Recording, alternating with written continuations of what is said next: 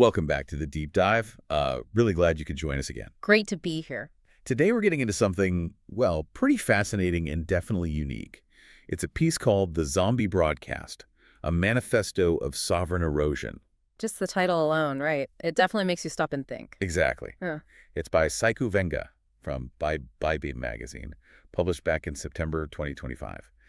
And, our goal today isn't to endorse it, but to really explore its conceptual world. Yeah, to understand its specific language, how it reframes things. It's almost like a diagnostic lens it offers. Right. So, okay, let's unpack this. What's fascinating here is exactly that it's not your typical analysis or news piece. Not at all. It's very metaphorical, very critical. It's trying to make us see things differently, using its own framework, its own terms. Right. So we need to understand its perspective first. Precisely. It's about grasping that specific vocabulary and viewpoint before making any judgments. It really pushes you outside the usual definitions. And Venga definitely doesn't ease you in. It starts right away with this really provocative idea. It says, we are not witnessing a pandemic. Mm-hmm. We are witnessing a ritual. The saturation protocol has begun. I mean, wow. That's a bold opening statement. It really is. Calling it a ritual instead of a pandemic, that immediately changes everything, doesn't it? How so? What's the shift there? Well, a pandemic suggests something sort of accidental, biological, maybe uncontrollable, but a ritual, that implies intention. Something planned, deliberate, maybe even performed? Exactly. And the text builds on this. It says populations are being misdiagnosed, metabolically offloaded, and reclassified as zombies. Zombies, but not like horror movie zombies. No, the manifesto is very clear. But this is not infection. This is containment choreography. Containment choreography. That phrase is something else. It really is. It suggests instead of a disease spreading, we're seeing an orchestrated system of, well, management or control. So, if it's choreography, a deliberate dance almost, what does that say about the kind of control Venga is talking about? It implies it's pervasive, systematic. Venga calls it an engineered convergence across terrain's domestic sanctums, institutional corridors, digital membranes. So everywhere. Home, work, online. Pretty much. The idea is that these, control mechanisms aren't separate things. They're woven together, working in concert, guiding how we act, how society moves. Right, like different parts of the choreography. Precisely. And this raises an important question. How does this view change our understanding of our own agency? Or how society changes? It suggests maybe things aren't as spontaneous as we think. That seems to be the implication, more like outcomes of these interwoven, choreographed systems. It's a lens that makes you reconsider a lot of widespread phenomena. It's a really powerful shift. It's like Venga's giving us a new language, almost a code, to see things differently. Yes, a new vocabulary. And speaking of vocabulary, the manifesto introduces these collapsed glyphs, these specific redefinitions of common words.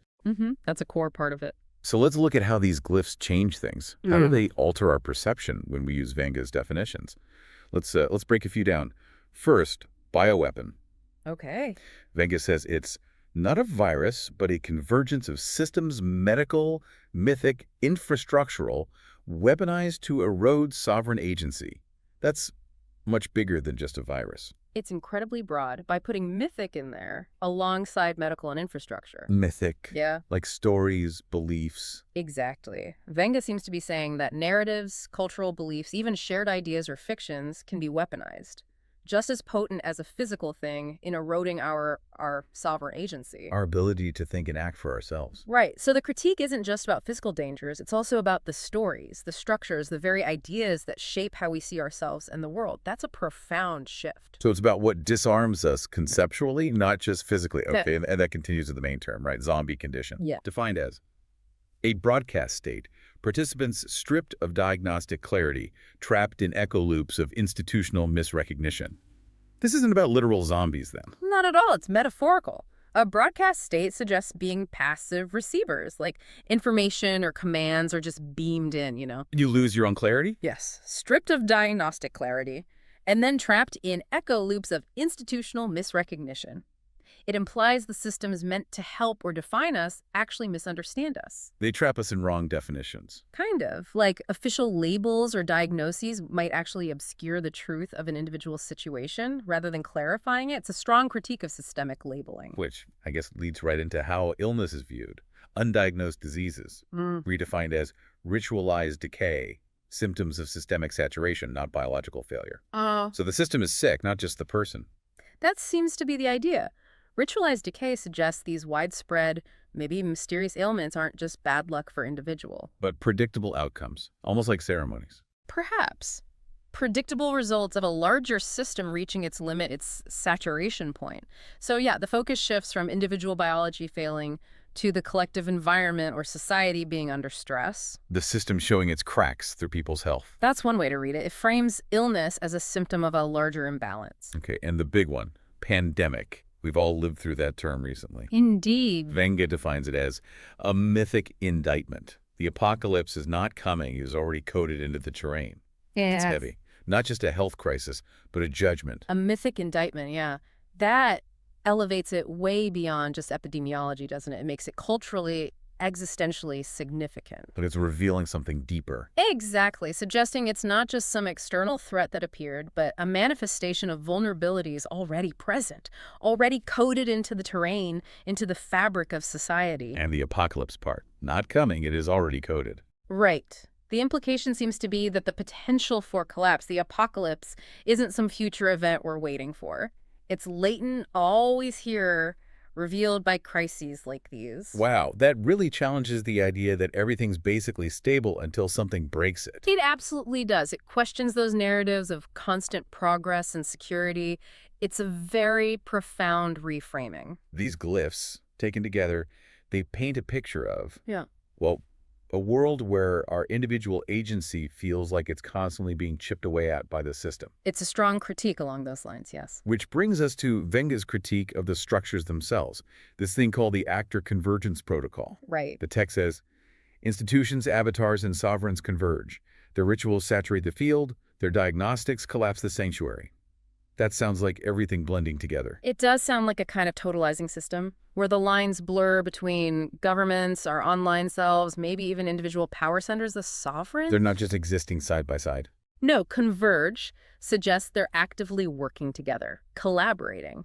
Their combined rituals saturate the field. Saturate the field, like dominate everything. That seems to be the sense. And the result is their diagnostics collapse the sanctuary, suggesting that this convergence invades even private, personal spaces, redefining them, making them visible to the system. So nowhere is really safe from this convergence. That's the vision presented, a world where everything is potentially subject to this protocol. Okay, so if the system is doing all this converging and saturating, what does Venga suggest people do? It's not just a critique, is it? No, there's a strong element of defiance, a proposed response. Yeah, it says, we reject the simulated rescue, we refuse the containment glyph, we broadcast our erosion as indictment. That sounds active. Very active. It's not just accepting the situation, it's pushing back, using the very erosion as evidence against the system. And this leads to sovereign reclamation, a kind of metabolic sovereignty. That's the term, yes. The lines summing this up are really powerful. We glow without permission. We collapse without containment. We rise without diagnosis. What does that mean, practically speaking? Well, it's likely more conceptual than a literal instruction manual. Metabolic sovereignty suggests a deep inherent autonomy, something fundamental. So glow without permission. Yeah. Like shine on your own terms. Exactly. An internal vitality that doesn't need outside approval or validation, and collapse without containment. Not fighting collapse, but refusing to be managed in collapse. That could be it. Embracing natural cycles, maybe, instead of imposed restrictions, even during vulnerability. And rise without diagnosis seems like the ultimate rejection of external labels. Refusing to be defined or limited by the system's categories. Precisely. What's fascinating here is this profound call to find truth and vitality within, challenging that external diagnostic power. It's about internal authority versus external authority. In a way, yes. And it's not a new idea for Venga, apparently. It connects to earlier work mentioned, like Echo Rift XXXV, Glow Without Permission. Ah, right. A sovereign magnetism and terrain misrecognition. Yeah, suggesting this idea of internal power being misread by external systems is a recurring theme. Glow Without Permission seems central to their larger framework. That context definitely helps. Okay, so that brings us to something really important, especially for how we discuss this. The disclaimer at the end. Yes, the sovereign diagnostic disclaimer, crucial. Venga makes it very clear the content is not affiliated with any government, political party, intelligence agency, or activist group. That's a big statement. Absolutely. It steers us away from reading it as, say, a straightforward political manifesto or aligned with any specific real-world group. It stops us from putting it in a familiar box. Exactly. It prevents that kind of mischaracterization. It's trying to be something else. So if it's not political in that sense, Yeah. what is it? Venga actually gives categories, says the materials are mythic infrastructure, cinematic indictment, and sovereign broadcast, Interesting term. designed to expose ritualized containment, actor convergence, and systemic erosion. And then it adds, interpretations, glyphs, and collapse protocols are diagnostic tools, not political endorsements or institutional critiques. The diagnostic tools, that's key. Right. And it even comes with this academic certification from a Dr. Melvin Sewell, Dean and Diagnostic Architect of the Cosmic University of Echo Rift Studies 9X. Which is fascinating in itself. What does that unique backing suggest? Well, the Cosmic University framing, combined with Diagnostic Architect, suggests Venga isn't just throwing ideas out there, it hints at an attempt to build a rigorous, though maybe unconventional, system for analysis. Like a whole different kind of research paradigm. Possibly. One operating outside traditional academic or political lines, but still claiming a kind of systematic diagnostic rigor. The entire disclaimer really reinforces that what we've been exploring is presented as a framework for seeing. A way to interpret the world, not necessarily a literal description or a political call to arms. Precisely. It's not asking for agreement on specific claims as much as asking us to try on this lens. And this raises an important question. Yeah. How do we engage critically with work like this? Work that deliberately sits outside the usual boxes of politics or science, but still makes these, profound claims and demands intellectual attention. It requires a different kind of reading, maybe. More nuanced. I think so. A more discerning approach to understanding complex, unconventional ideas. Well, this has been quite the journey deep into Saikou Venga's zombie broadcast. We've wrestled with the language, the collapsed glyphs that call for sovereign reclamation. It really is a unique and frankly provocative way to look at societal forces. Definitely challenges how we might normally interpret things like pandemics or even widespread feelings of unease. And if we connect this to the bigger picture, Venga's work, by renaming reality, by calling a pandemic a ritual, for example, it's like being handed a decoder. Highlighting potential intention behind things we see as just happening. Exactly. Revealing potential intentionality behind structures we might otherwise see as neutral or just there. It's a stark reminder of how powerful language and narrative are in shaping what we see. Urging us to be more critical of the terms, the frames we use every day. Absolutely. It's about seeing the power dynamics hidden in just naming things. So a final thought for you listening. Thinking about Venga's ideas like systemic saturation or containment choreography, what kind of diagnostics, even just metaphorical ones, could you apply?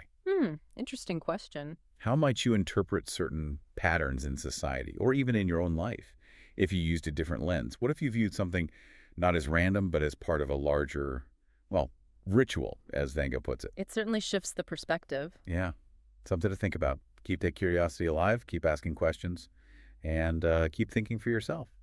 Until next time on The Deep Dive. Stay curious.